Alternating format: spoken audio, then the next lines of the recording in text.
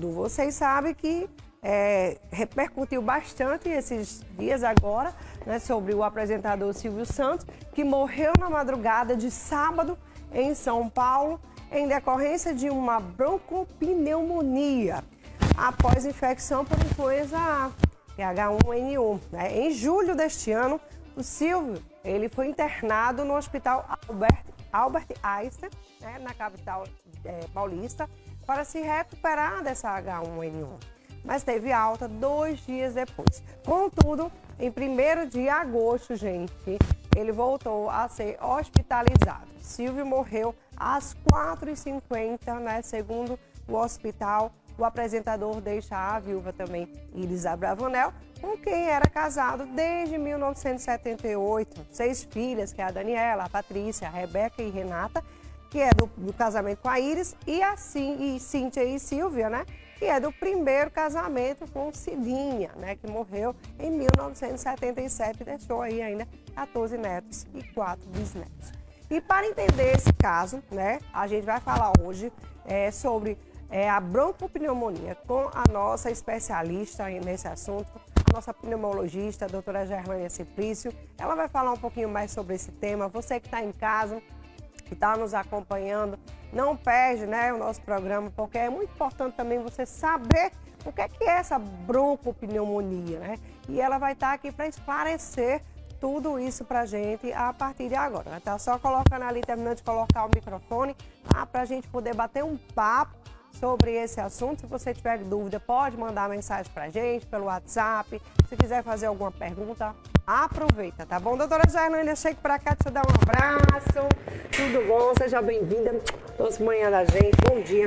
Ó, fala pra gente o que é essa broncopneumonia. Explica um pouquinho, doutora Gerlânia, pra gente entender o que é.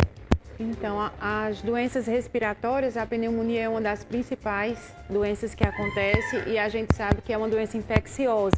Em determinadas pessoas, principalmente idosos, gestantes e crianças, essa pneumonia, principalmente a H1N1, ela pode ter complicações graves, ter sintomas de gravidade, especialmente a gente observa que inicialmente os sintomas são bem mais relacionados com tosse, febre alta, dor para respirar, coriza, sintomas nasais que podem iniciar realmente com esse quadro, mas com o passar dos dias podem aparecer complicações nessa pneumonia, principalmente o HN1.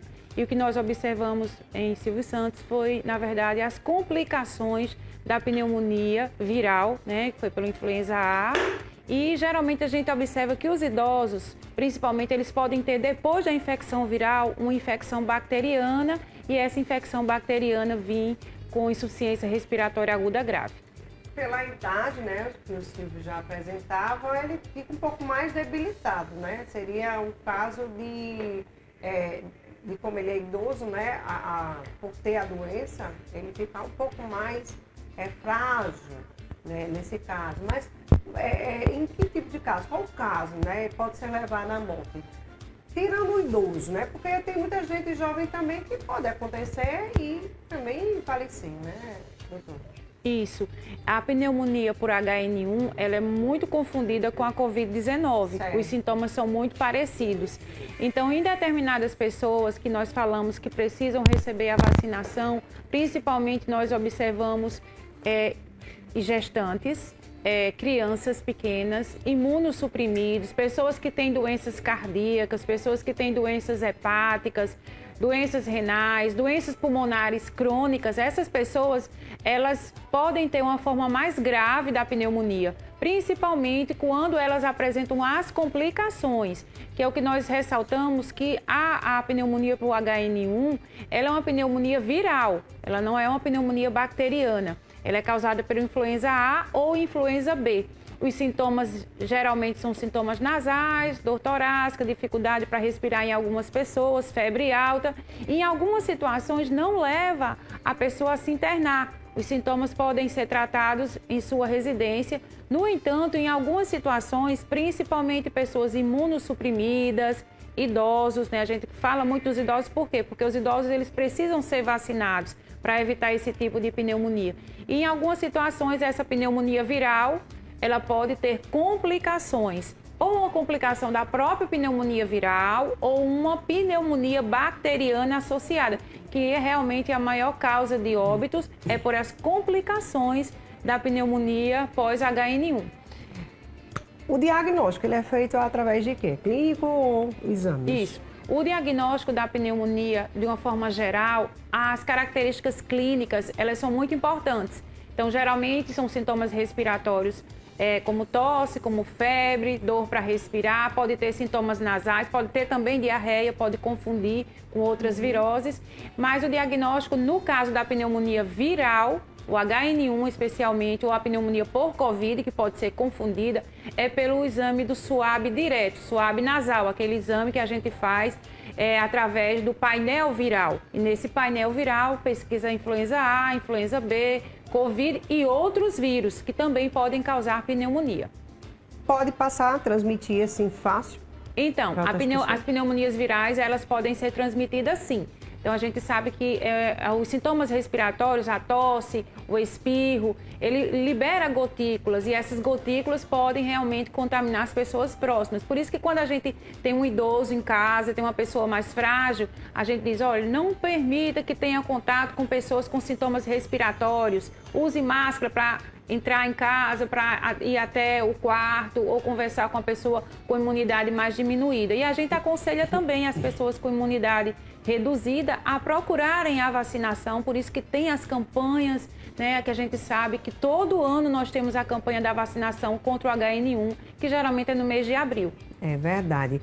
O tratamento, você falou que tem um tratamento que a pessoa pode também continuar o tratamento em casa, né? Seria a base medicamento só? Isso. O tratamento em si, para a pneumonia, que a gente chama pneumonia viral, HN1, tem os antirretrovirais, que são medicamentos que são utilizados geralmente por via oral. Mas nos casos específicos de pacientes com imunidade mais diminuída, crianças, principalmente os pequenos, os idosos, eles são muitas vezes tratados em hospitais devido às complicações. Então lá realmente vai precisar de um tratamento mais, digamos assim, relacionado aos sintomas, como também às complicações. Alguns precisam até mesmo usar oxigênio, usar antibiótico terapia, que pode complicar com a pneumonia bacteriana. E tem cura, né, doutora? Tem cura sim. As pneumonias, tanto as virais como as bacterianas, elas têm cura. Elas precisam ser diagnosticadas precocemente. Então, por isso que a gente está sempre falando dos sintomas respiratórios, aquelas pessoas que têm tosse, 2 dias de febre contínua, 3 dias de febre contínua, tem que realmente pesquisar a pneumonia ou as infecções virais. Maravilha, gente. Não é só idoso, né, que tem essa facilidade de pegar, não. Criança também, né? Criança também está sujeita a isso, que a criança tem. Sim. É como um idoso. A criança é um idoso, né?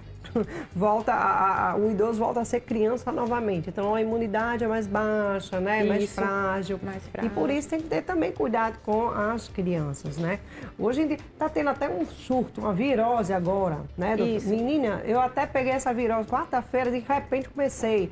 Gente, eu vomitava tanto, quer dizer, pronto, que nada aconteceu. Eu tava boazinha o dia todo, de 6 horas da noite, comecei a vomitar até a noite eu chegar no hospital.